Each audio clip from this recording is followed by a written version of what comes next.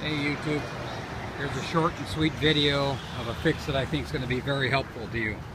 I have an 06 Duramax 6.6 LBZ motor.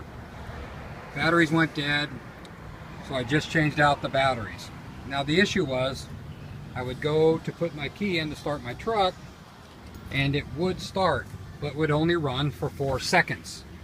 When I put the ignition in, as you can see, the pass lock would come on, go off, fire it up, and it would die after about 4 seconds.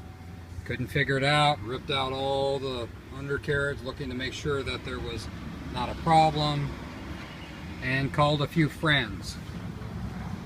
Here's your fix. I couldn't find it in a Telefix or anything. Disconnect your driver's side battery, both the positive and the negative.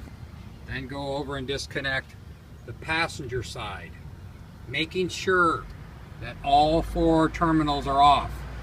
At this time, connect these 2 together and count to 10. Once you've done that, leave those off and separate. Then go back and clear this side. Touch these 2 together and count to 10.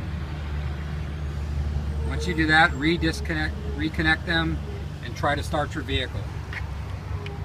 Alright, just make sure that neither side of the battery terminals are touching when you're clearing out the static.